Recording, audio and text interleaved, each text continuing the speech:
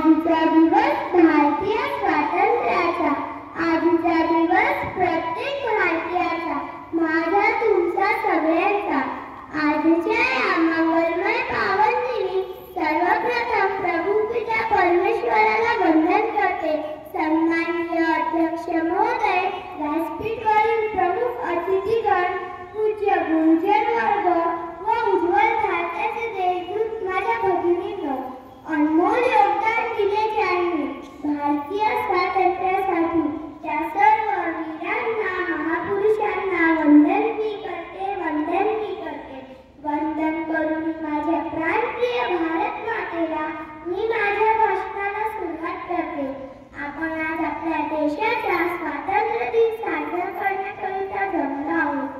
संपूर्ण देशभर आपला हा राष्ट्रीय सण मोठ्या उत्साहाने साजरा होतो। लहरतो तिरंगा अभिमानी आज उंच आकाशी, उजळू सारे रंग तयाचे प्रणवाद एकमुखाने। स्वातंत्र्याने जगण्याचा अधिकार दिला मधला राज्यांनी, स्वातंत्र्यवीरांचा करते आदर करुणी मुजरा मानाचा तास, करुणी मुजरा मानाचा तास। स्वातंत्र्य दिन साजरा करीत असताना आपण प्रसन्न मनाने, हसत मुखाने बसलेले आहोत, पण या स्वातंत्र्य मिळवण्यासाठीची लढा फार मोठी आहे। वीरांचे बलिदान, महापुरुषांचे महान कार्य यातूनच स्वातंत्र्याचे स्वप्न साकार झाले आहे। गौरवपूर्ण है हमारे देश का इतिहास, वीरों के रंगोरंगी हमारी कहानी है। जाति धर्म से कोई भी हो, हम सबसे पहले हिंदुस्तानी है, सबसे पहले हिंदुस्तानी है।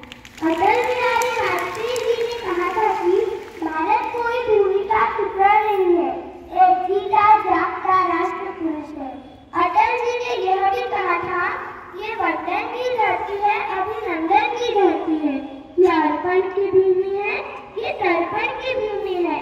हम जिएंगे तो इस भारत के लिए और मरेंगे तो इस भारत के लिए। मरने के बाद भी गंगा जल में बहती हुई हमारी अस्थियों को कोई कान लगाकर सुनेगा तो एक ही आवाज आएगी, भारत माता की जय, भारत माता की जय।